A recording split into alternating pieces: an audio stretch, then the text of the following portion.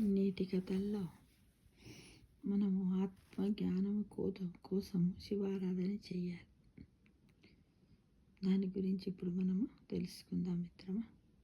మనము శివుణ్ణి ఆరాధిస్తాం, పూజిస్తాం. కానీ ఆయన విశిష్ట గుణాలు, లక్షణాల విభిన్న కోణాల గురించి మనం సమగ్రంగా, సూక్ష్మంగా తెలుసుకోవలసినది ఎంతో ఉన్నది అనే విషయాన్ని మనం మర్చిపోతున్నాం. అందులో శివుడు అతి ముఖ్యమైన గుణము ఆనందము.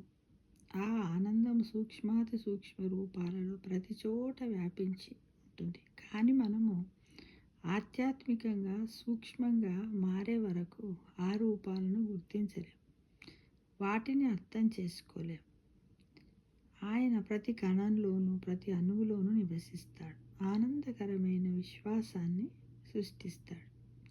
శివుని విశేష లక్షణాల గురించి మనకు ఇక్కడ ఎన్నో పురాణాలలో ఎన్నో ఉన్నతమైనటువంటి విషయాల గురించి మనము చెబుతూ ఉన్నారు పురాణ ప్రవచనాలు. అవి ఏంటంటే, ఆధ్యాత్మిక పరిపక్వత లేనివారు తప్పుడు మార్గాలలోకి వెళ్తారు, ఆత్మకు వ్యతిరేకమైన పనులు చేస్తారు, దానిలో ఆనందం పొందగలమని భావిస్తారు. కానీ ఆత్మ శివుడికి ప్రతిరూపం. అంటే శివుణ్ణి ఆరాధించడం ద్వారా మనం పొందేది ఆత్మానందము.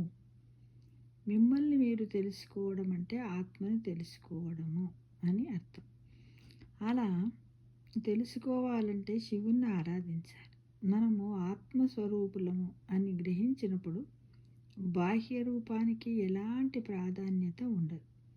బాహ్య రూపం ఎలా ఉన్నప్పటికీ అంతర్గతంలో మనలో ఉన్న శివశక్తి బాహ్యపరంగాను కాంతిని ఇస్తుంది.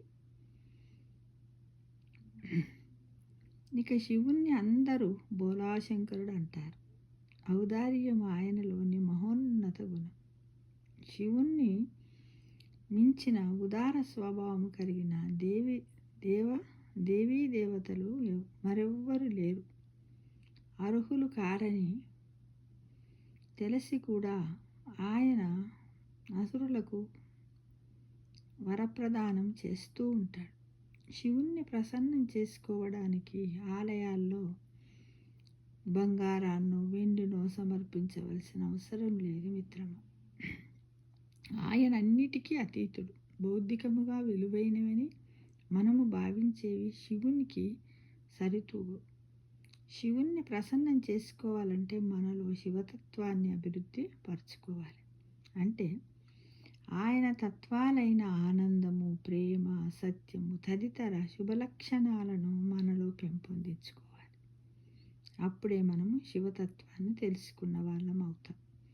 వాటికి దోహదం చేసే పనులను దైనందిక జీవితంలో ఆచరించాలి. అసూయ, మోహము, శత్రుత్వము లాంటి ఉపయోగము లేని విషయాల మీద మనలోని శక్తిని వృధా చేసుకోకూడదు.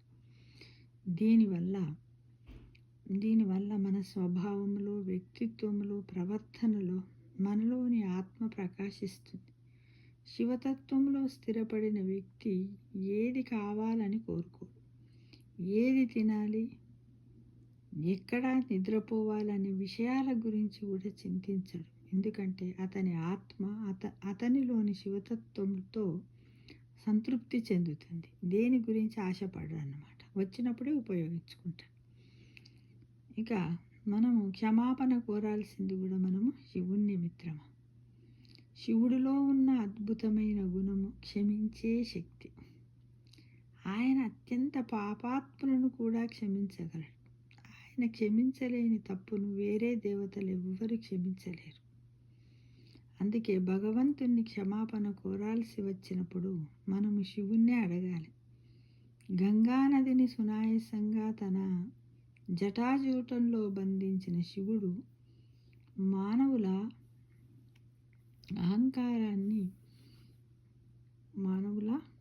అహంకారాన్ని పూర్తిగా తొలగిస్తాడు.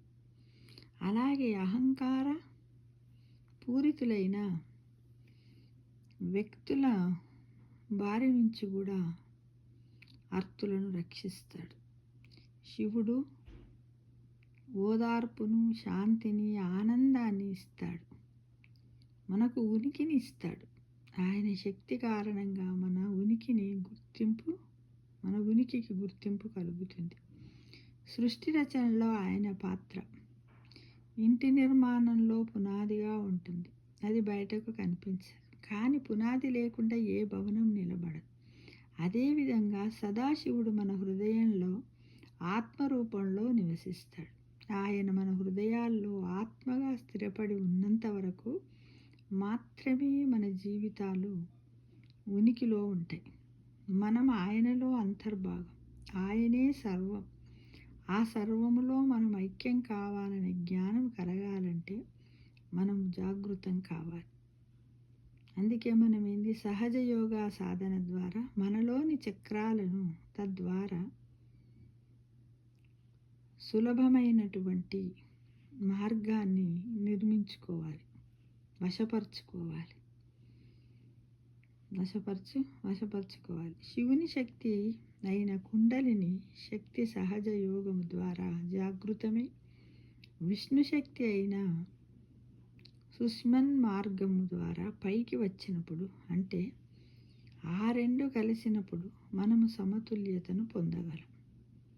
మన శరీరము ఒక మాడ భాగంలో సదాశివుడు ఆసీనుడై ఉన్న సహస్రాకారానికి చేరుకోగలము అనేది మనమందరము నమ్మకం ఉంచుకొని మనము ఆత్మజ్ఞానం కోసము ఎల్లప్పుడూ శివారాధన చేస్తూ, మనము శివారాధనను ఆత్మతృప్తిగా క్షమాగుణంతో ఇతరులను క్షమిస్తూ స్వామివారికి నచ్చినట్టుగా మనము కృతజ్ఞత చూపుతూ ఉన్నట్టయితే అన్నింటిని ఏ టైంలో మనకి ఏమి కావాలి అనేది తప్పకుండా ఆ శివ పరమాత్మే మనకు అన్నిటిని కూడా ప్రసాదిస్తాడనే విషయాన్ని మనం తెలుసుకోవాలి, ఆలోచించుకోవాలి మిత్రమా.